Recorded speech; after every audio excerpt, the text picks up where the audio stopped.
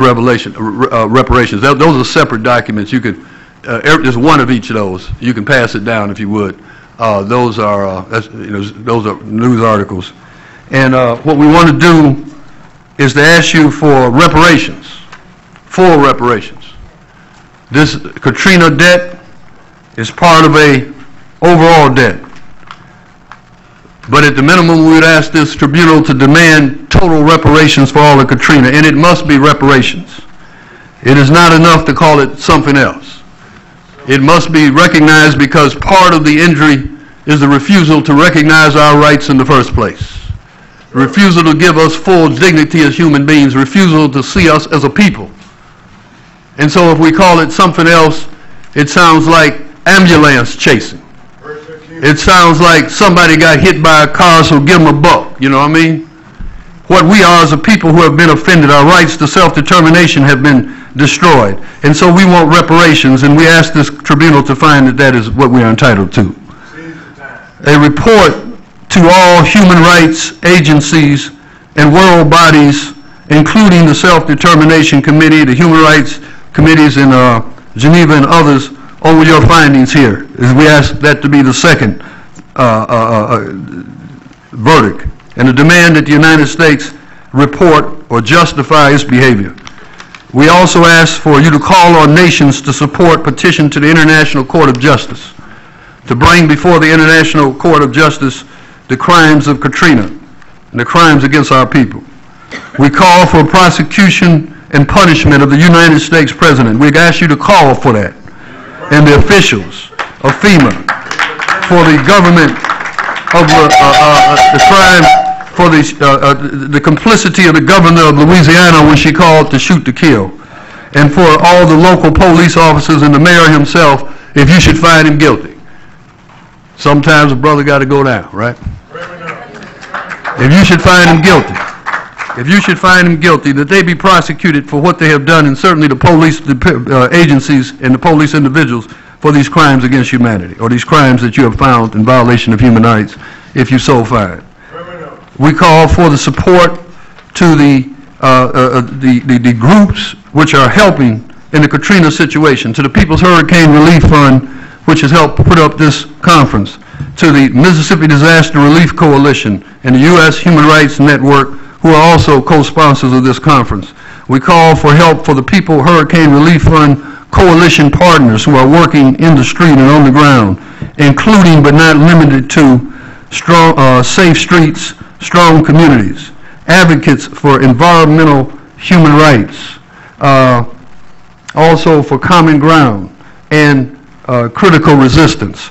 So we call, and this is not just limiting to those, and your call should not be limited to those, but those are ones that we suggest that they be noted at least, and any others that you should find worthy of notation. Other organizations and survivors, led by survivors, working in the true interest of survivors on the ground in important national and international arenas should be supported. Number 6, we call for review. We call that you call for and establish a review by Council of Survivors, or at least call for. Council of Survivors, recognized by this court or its designates, that these Council of Survivors review all charges brought against Katrina and Rita survivors as a result of Katrina-related events during and after August the 29th of 2005, and that this council be empowered to demand the dismissal of all charges where they find them to be unworthy and unjustified.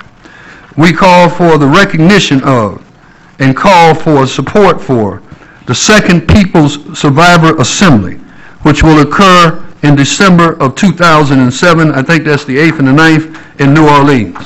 And that we embrace that, and hopefully some of you jurists will be able to join us at that here in New Orleans. And number 8, that you maintain in jurisdiction to entertain any possible future charges that you do not find in this particular indictment based upon future evidence. We call for you to find genocide here, from if you find it in the evidence, but if you find that you need more evidence, then we ask you to maintain jurisdiction, because we know that we have just scratched the surface with this testimony. And we also called for the same kind of consideration as far as crimes against humanity or ethnic cleansing, if necessary to determine, amend, or modify the remedies which you come up with today. We call for your support and your call for the peoples of the world to engage in mass mobilizations in support of the brothers and sisters and the comrades in the affected areas. And so what we say in closing is this.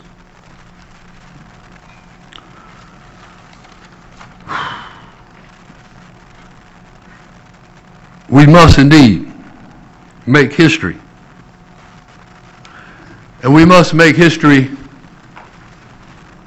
within the legacy of all of our revolutionary ancestors. From all over the world we have come here today, and this has been a step in the right direction, a step of courage. We've come to one of the only courts that our people can look at and really expect justice. Nowhere else in the United States can we be sure that we will get justice. We have saw all kinds of manipulations of the justice system. We've gone to courts which are prepared to convict us or to deny us relief regardless of what we say. We've gone to courts which have temporarily granted relief because they have heroic judges or sometimes heroic jurors. Just to see those judges prosecuted or thrown out of office and to see those jurors scattered or diffused by legislation in states which take those courts out of power and make them integrate, quote unquote, with other courts which dilute them of their power. Dilute the African of the right to sit on a jury in the majority. And with all the propaganda which has injured our people's right to find justice. And so this is one of the only courts that we can come to and expect justice, and we are confident that we will receive it. I want to once again thank all of those who have participated. We want to thank the judges who have participated, the conveners who have participated, all the brothers and sisters who have participated. We want to promise you that this won't be the last time, that we will come back as many times as we need to, and we will convene a court as many times as we need to. Because we must have justice, we will have justice, and we thank all of you, we thank your justices for your attention, and free the land. Right.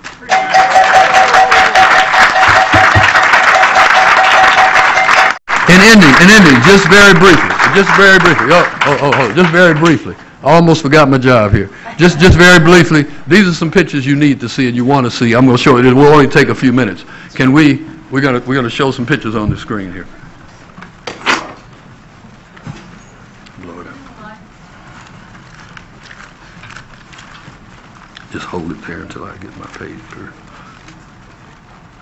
That's the first one, right? Well, I don't know what to do with it.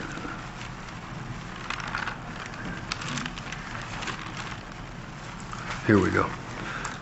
This is a picture of the military presence of the National Guard and the United States. I'm not sure whether this is a U.S. or a National Guard, but it's one of them.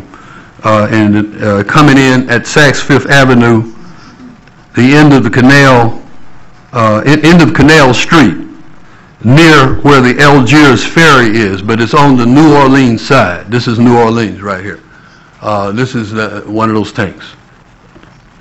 This is a picture on Canal Street of the tank loaded with New Orleans soldiers. No, this is state. These are state police. Yeah. State police, loaded with state police, Louisiana State Police. And if you notice, not that it always makes a difference, but if you notice, there's not a chocolate one in the bunch, right? Okay. Next.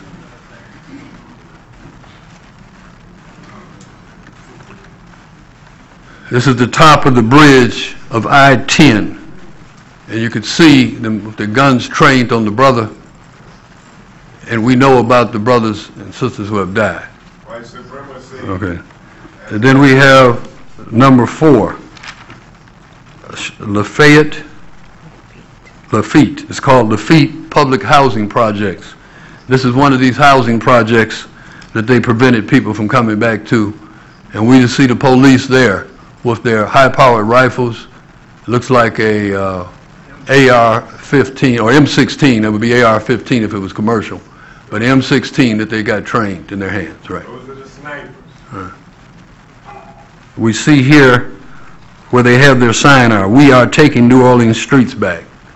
And this is the police, and this is in the bus station in New Orleans.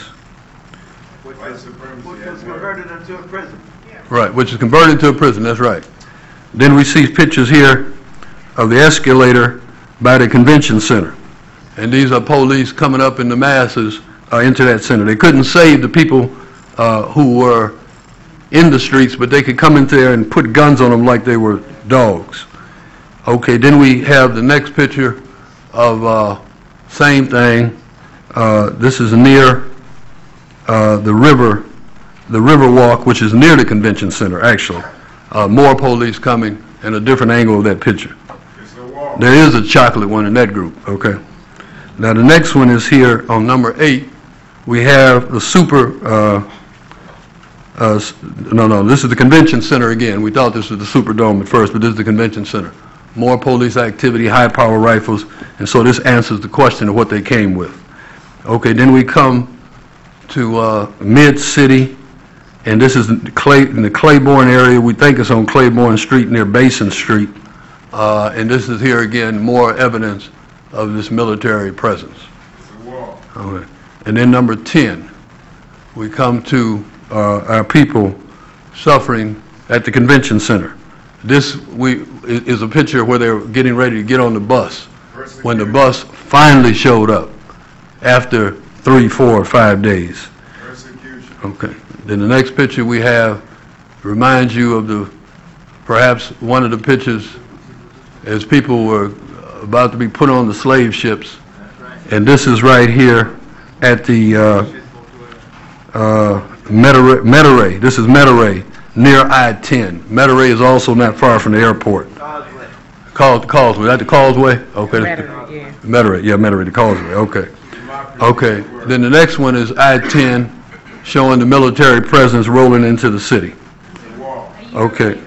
Yeah. Okay. A year later. Okay. That was after the initial, so the military attention is still there. And then we have we had a picture that we saw already, I think, near the Huey P. Long Bridge. Is this the Huey P. Long Bridge? Mm-hmm. Okay, the Huey P. Long Bridge, them checking people's IDs, keeping that military presence going. All right. They couldn't come in to save the people, but they come in to do all the things they do in our community every day to harass us. And this is more of that military presence. And this is in somewhere in the city. We're not sure exactly where this is, but these are other soldiers. And that's the end of that visual presentation. Thank you again. Thank all of you, and give yourselves a round of applause.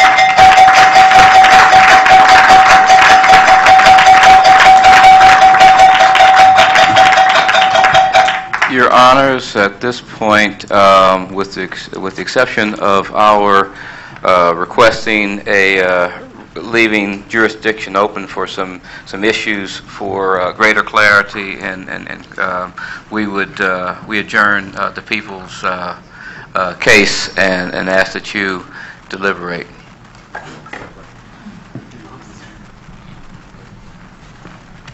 We're going to retire into deliberations now. I've been told that we need to come back at 1 o'clock.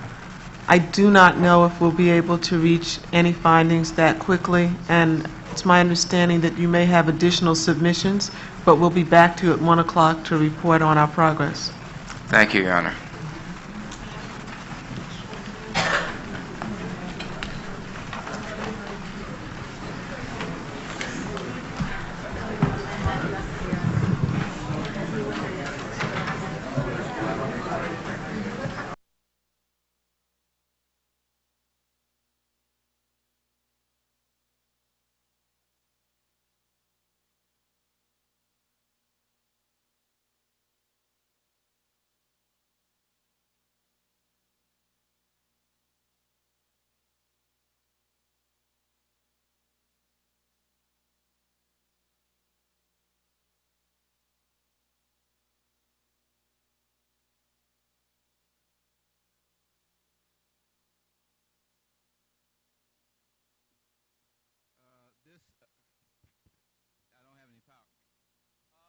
Anybody who has a language translation headset, we need them. We're missing some. So we'll need some language translation headsets, please.